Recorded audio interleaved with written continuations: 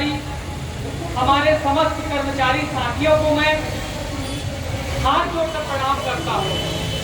प्रणाम इस बात के लिए कि आप वो जागरूक लोग हैं जो घरों में रहकर हड़ताल नहीं मनाना चाहते, जो इस भीषण गर्मी में इस पंडाल के नीचे बैठकर सरकार को ये संकेत देना चाहते हैं कि बिना दिए बिना महंगाई भत्ता बढ़ाए हम यहाँ से जाएंगे नहीं।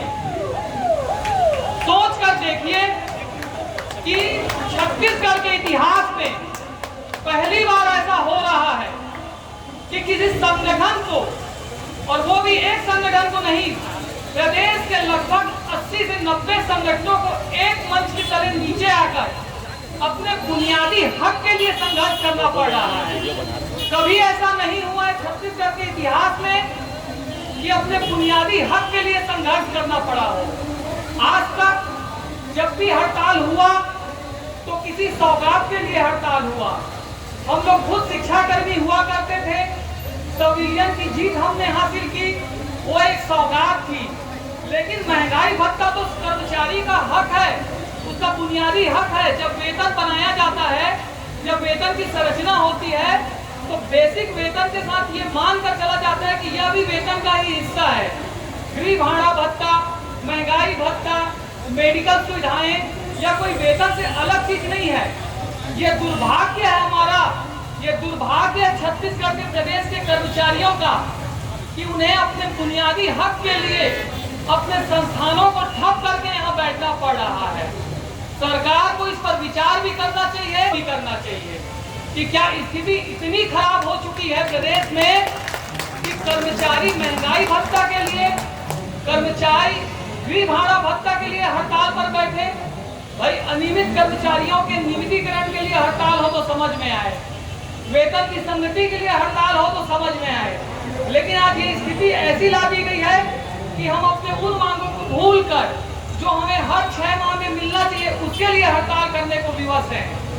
मैं आप लोग को जानकारी देना चाहूंगा कि अब से कुछ देर पहले, यानी चंद घंटों पहले, यही बेलतरा के माननीय विधायक रजनीश सिंह जी ने विधानसभा में सवाल लगाया था कि आखिरकार प्रदेश में जो हमारे कर्मचारी हैं उन्हें महंगाई भत्ता कितना दिया जा रहा है, अन्य केंद्र की तुलना में उनका महंगाई भत्ता कितना कम है, और यदि कम है तो उसमें कब तक वृद्धि की जाएगी। और स्वयं मुख्यमंत्री जी ने लिखित में उसका जवाब प्रस्तुत किया है कि हाँ, यहाँ पर महंगाई भत्ता हम कम दे रहे हैं और हम इनको 12% महंगाई भत्ता कम दे रहे हैं। और जो जवाब आना चाहिए था उसमें वो ये कह रहे हैं कि संसाधन को देखते हुए छत्तीसगढ़ का यथा समय आने पर निर्णय लाया जाएगा। भाई कब आएगा आपका यथा समय? बाकी चीजों के लिए आपके पास तो पर्याप्त राशि है। जब अपने वेतन में बढ़ोतरी करनी हो तो तुरंत ताली बजाकर सबका सहमति से पास करा लेते हैं, और कर्मचारियों के वेतन के लिए, कर्मचारियों के गृह भाड़ा भत्ता के लिए 2016 में 7वां वेतनमान लगा था। आज तक हमको गृह भाड़ा भत्ता उसी दर से दिया जा रहा है जो 6वां का था, यानी 2015 में जो मिलता था गृह भाड़ा भत्ता उसी पर फिक्स कर दिया गया है। महंगाई भत्ता जितने बड़े राज्य हैं उसमें सबसे कम है हमारा, महज 22% दिया जा रहा है, 12% की कमी है।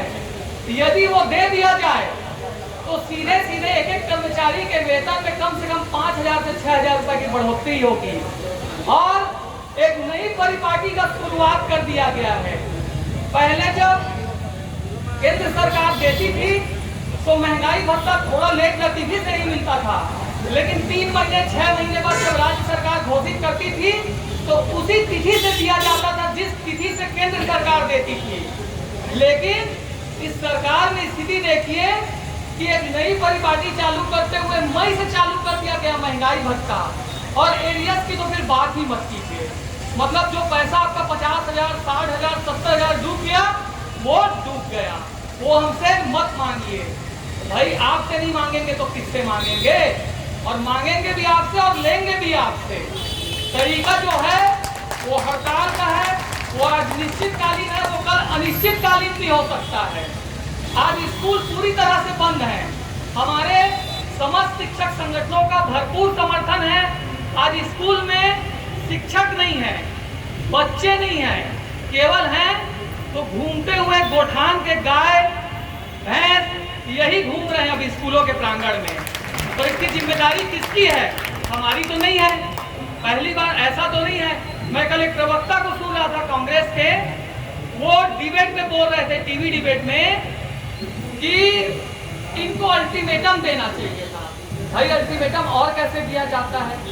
लिखित में अल्टीमेटम आपको दे दिया गया, आपके सचिव को अल्टीमेटम पहुंचा दिया गया, कलेक्टर के माध्यम से अल्टीमेटम पहुंचा दिया गया, एक दिन की हड़ताल कर लिया गया, और कैसे अल्टीमेटम मिलेगा? और कह रहे थे कि केंद्र की सरकार से इन कर्मचारियों को अनुरोध करना चाहिए कि वो महंगाई कम करे। तो बतौर जनता तो हम अनुरोध कर सकते हैं, बतौर कर्मचारी कैसे करेंगे? भाई कर्मचारी आपके हैं तो आपसे अनुरोध करेंगे। और महंगाई भत्ता, मुझे तो ताज्जुब हो रहा था कि टीवी डिबेट में बैठने वाले उस प्रवक्ता को इतना भी पता नहीं था कि जब महंगाई गिर जाती है, कभी हुआ होगा देश में, ऐसे तो मैंने महंगाई बढ़ते ही देखा है, 29 साल का मेरा उम्र है, मैंने घटते नहीं देखा है, लेकिन कभी कभार घट भी गया होगा। तो ऐसा नहीं था कि उसमें महंगाई भत्ता कम कर दिया गया हो। महंगाई भत्ता तो मिलता ही है, कभी 5%, कभी 3%, कभी 2%, जिस सरकार की जैसी इच्छा होती है।